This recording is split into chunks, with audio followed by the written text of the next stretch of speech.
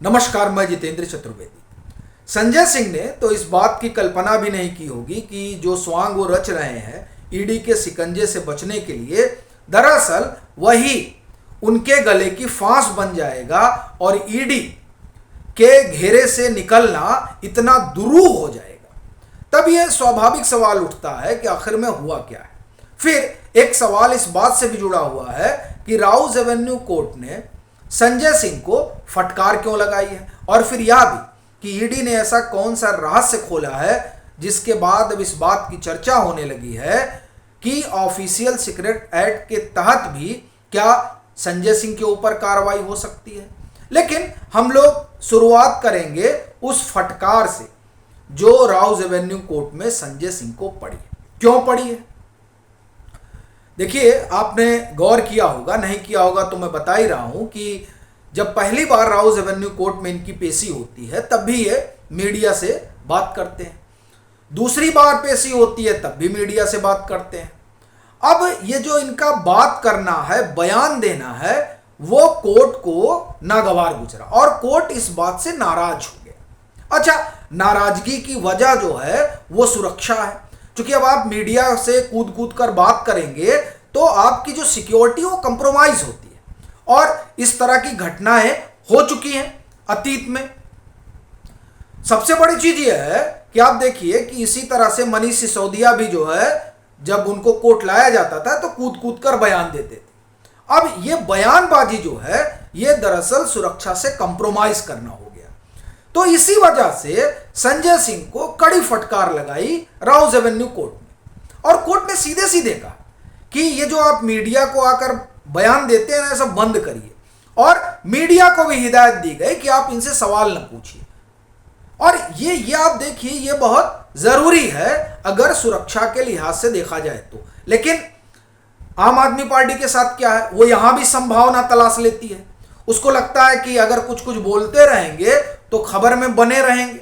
और आप देखिए कि खबर में बने ही रहने के लिए किस किस तरीके का स्वांग रचा गया, और ये स्वांग रचना जो है ये पड़ गया महंगा।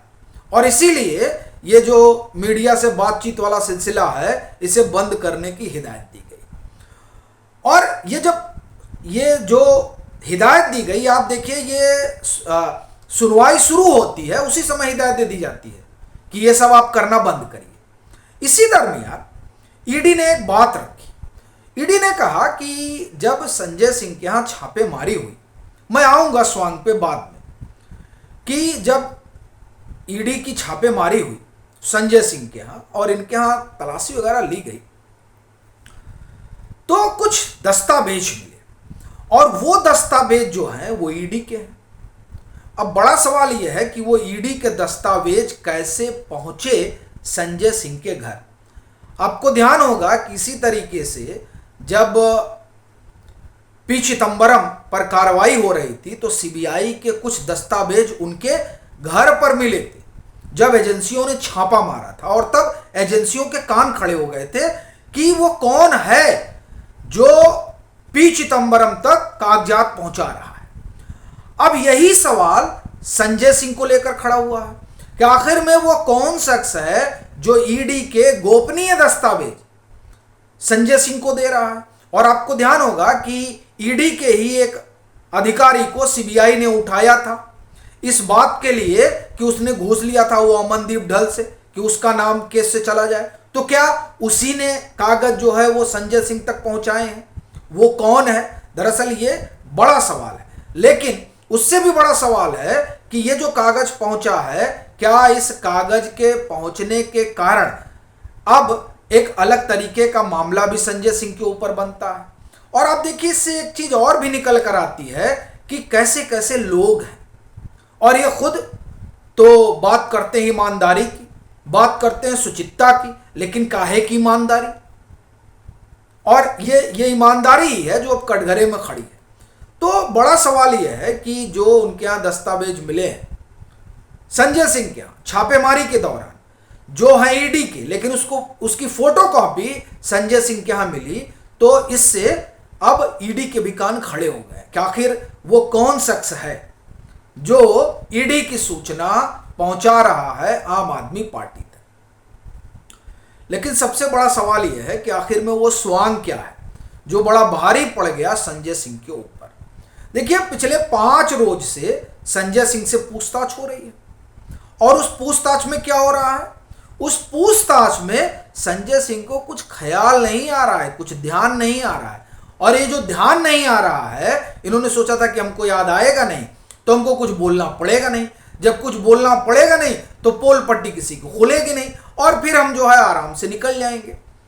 लेकिन यहां ना बोलना बड़ा भारी पड़ रहा है, क्योंकि ईडी ने कोर्ट से सीधे कहा कि ये सवाल का जवाब ही नहीं दे रहे हैं। अब जब सवाल का जवाब नहीं दे रहे हैं तो हमको थोड़ा और समय चाहिए। क्यों? क्योंकि ईडी के पास इस बात के पुख्ता सबूत हैं कि घूस मांगा गया था। और फिर वो जो मेमोरेंडम ऑफ अंडरस्टैंडिंग है वो तो अपने आप में पूरी कहानी ही बयान कर रहा है। और वहीं से सवाल उठता है कि आखिर क्यों 20% स्टेक विवेक त्यागी को देने की बात हुई थी, क्यों अमित अरोड़ा का पार्टनर बनाया गया, और ये अमित अरोड़ा और दिनेश अरोड़ा और आपकी क्या मीटिंग हुई थी, और जो मीटिंग हुई थी उस मीटिंग में कौन कौन से लोग थे, क्या आपने अरविंद केजरीवाल से दिनेश अरोड़ा को मिलवाया था, क्या मनीष सिसोदिया से आपने दिनेश अरोड़ा को मिलवाया था, और ये 2 करोड़ रुपए जो गए सो कहां गए, आपने रखे पार्टी को दे दिए। ये तमाम सवाल के जवाब संजय सिंह नहीं दे रहे हैं। क्यों? क्योंकि संजय सिंह की याददाश्त चली गई है। तो ये जो याददाश्त गई, ये याददाश्त जाने का जो स्वांग रचा संजय सिंह ने, ये स्वांग उनको बड़ा भारी पड़ गया है। और इसीलिए जो कस्टडी अगर ये पूरा बता देते तो हो सकता खत्म हो जाती। ईडी कहता कि हमको अब इनके कस्टडी की जरूरत नहीं है, क्योंकि सारा जवाब इन्होंने दे दिया, लेकिन जवाब दे ही नहीं रहे हैं। अच्छा, ये अकेले नहीं खड़े हैं, इनके सहयोगी भी ठीक खड़े हैं, वो अभी जवाब नहीं दे रहे हैं, ठीक ठीक बात को घुमा फिरा रहे हैं।